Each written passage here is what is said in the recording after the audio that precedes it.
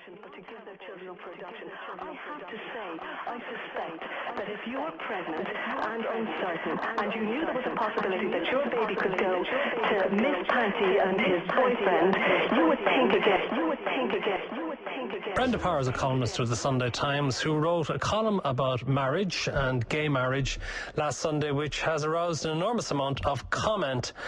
And she joins us now on the programme. Hello to you, Brenda. Hi, Matt. And I suppose I should declare as well that I'm a colleague of yours as a columnist in the Sunday Times as well. Now, Brenda, could you summarise for people who didn't read the article on Sunday what your views are on gay marriage and also about bringing up children in a gay couple? Yeah, I mean, in the piece, I basically made 2 points. One was about the civil partnership bill and specifically the reservations that some elements of the gay community have about the bill, in that it does not provide the right to adopt children. The other point I made was about the gay pride parade, or it's not called gay anymore, it's gay, lesbian, bi, transgender and queer parade, and that I felt that really if you insist on going around in half a wedding dress and trying to make a political point, you can't blame people for not taking it too seriously. But just to come back to the issue of adoptive parenthood, the right to adopt within a gay marriage, I guess. My point was that this is not an issue that has any bearing really on the rights of same-sex couples. It is related to the rights of children, of the vulnerable child who is available for adoption. And it is my view, and I think it's a view that's shared by, a few other people, that the optimum aspiration for an orphaned or an unwanted child would be to place them with a heterosexual couple, so that they have, as I said in the piece, the chance of a role model of either sex, that they have the chance perhaps of siblings in the marriage, in the family, but also that they fit in. I mean, it's peculiar to hear gays getting so up in arms about the suggestion, that they shouldn't, that there should be any restraint on their ability to adopt, when they're the very ones who will frequently say how difficult it is to grow up differently. Do you know what I mean? How difficult it is for them to grow up being gay. Pardon? Is how difficult it is for them to grow up being gay in our society. How different not to fit in. By Rory O'Neill, who featured prominently in a column that Brenda Power wrote for the Sunday Times last Sunday. Hello, how are you? Hi. Also known as Miss Panti. Why? Well, that's kind of a long story. Panti is a theatrical creation, and she did actually have another name, but I worked for a long time in Japan, and it became a nickname there, which stuck to me. So there's no rhyme or reason to it. Okay, but it's stage name. What do you act It's a stage name. Yeah, it's a drag character. I do drag character for a living. I suspect Brenda thinks I live as a woman full time. Not that that should have any effect. No, you don't. I can see now yes. You're as a man. Not that that should have any, effect on my entitlements to be respected or listened to, but as it happens, no, I don't. You spoke recently at a rally in the Gay Pride, or the Pride Festival, wasn't it? That's the right, yeah. LGBTQ Pride Festival. Where do you stand on the civil partnership bill? Well, I mean, that's my own personal opinion, is that I'm against it, but I also respect the fact that lots of people in the gay community are, that the gay community is divided on that issue. Some people see it as a stepping stone to full marriage equality, and some people feel that, we should, reject it as, inferior. As being still discriminatory. Yeah, I think it's funny, yesterday, Brenda, I feel, misrepresented the position of Glenn, the Gay and Lesbian Equality Network, who are one of many groups in the gay community. She seemed to suggest that they're totally happy and think that this is the end game, sort of, which of course is not their position. Their position is that it is, they're taking a pragmatic approach, that this is a stepping stone that will help us get to full marriage equality. So, I mean, that was a misrepresentation of their position. Why do you want full marriage equality? There's a joke, you start saying, yes, let gay people have marriage, they should be as miserable as the rest of other heterosexuals.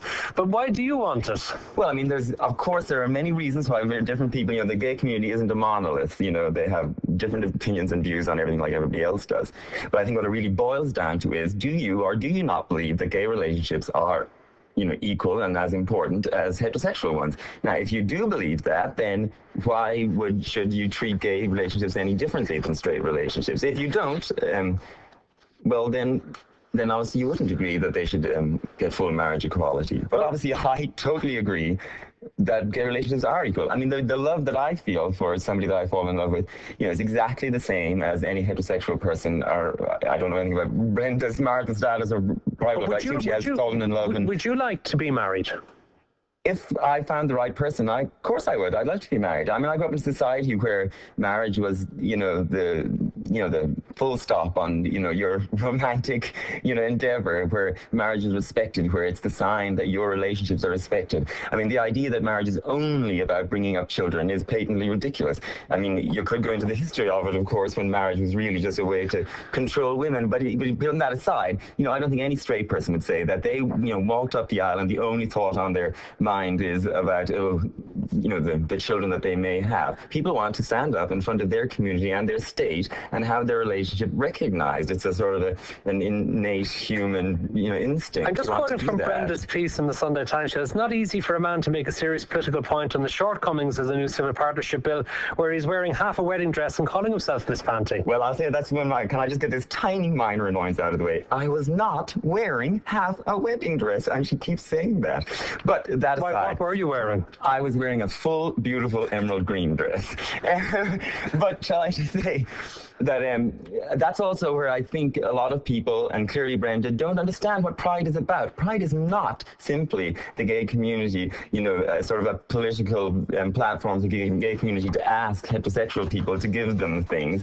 Pride is, much bigger than that. That, of course, is part of it, because whenever a large group of people get together, their political aspirations are going to be part of what they discuss. But Pride is a celebration for the gay community of who they are, in the same way that the St. Patrick's Day parade is for Irish people. And, people on the St. Patrick's Day parade, because it's a parade, they dress up, and the gay community do the same thing. It's also about visibility, reminding the city that we exist and the numbers that we exist in. Brenda also spoke yesterday about marriage being something with a couple coming together to have kids. I just want to play, if you want to put on the headphones for a second, a little bit of what Brenda had to say about children. We have great difficulty in this country persuading, for instance, young women not to have abortions, but to give their children up for adoption. I have to say, I suspect that if you're pregnant and uncertain, and you knew there was a possibility that your baby could go to Miss Panti and his boyfriend, you would think again about an adoption. That was actually the clip about adoption. I think we have a different one as well on what she had to say about children. I don't know if we have that ready to play. We can play that now.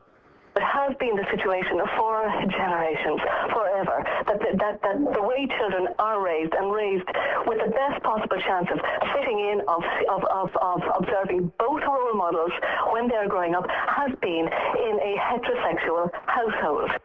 A heterosexual household better for children. What do you make of that? Well, I mean, here's like the perfect example of where, people refuse to look at the evidence. First of all, there is a plethora of studies, by the sort of mainstream psychological associations around the world, from the American Association of Psychiatrists to the Royal College of Psychiatry to the Australian Association of Psychologists. And the list is endless, that over the last 25 years has shown again and again and again that there is no difference in, between children brought up in a gay household and those brought up by heterosexual parents. And in fact, some of those mainstream studies have shown that if there is a difference, it might actually be slightly better to be brought up in a gay couple, probably because gay people are forced to go through much, more rigorous testing in order to, become parents. But the thing that Brenda is constantly bringing back to being about children, of course, that's a huge issue, though not the only one.